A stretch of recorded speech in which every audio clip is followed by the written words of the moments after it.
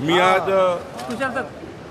यवतमाळ जिल्ह्यामध्ये पुसद, यवतमाळ आणि वर्धा जिल्ह्यामध्ये वर्धा देवळी येथे प्रवासाला प्रचाराला जातो आहे।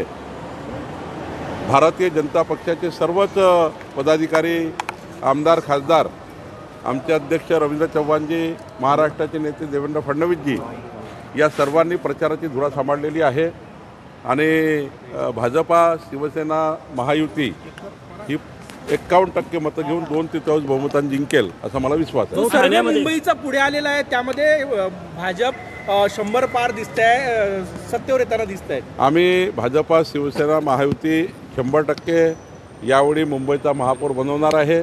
महाराष्ट्राची, मुंबईची जनता ही महायुतीच्या बाजूने राहणार आहे।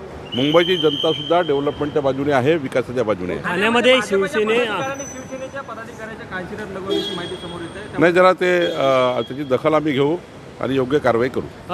राष्ट्रवादी काँग्रेस शरदचंद्र पवार पक्षाच्या जिल्हाध्यक्षांनी आरोप केले की भाजपचे नेते कुठेतरी त्यांच्या उमेदवारांना अर्ध मागे घेण्यासाठी धमक्या देत आहेत। कुठलाच धमकी नाही, कुठलाच दबाव नाही, आम्ही असं करत नाही। आमची संस्कार संस्कृती नाही।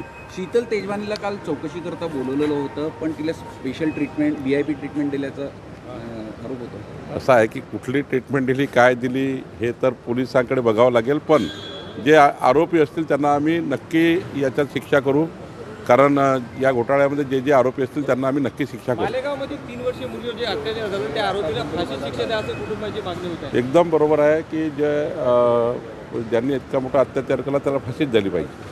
थँक्यू।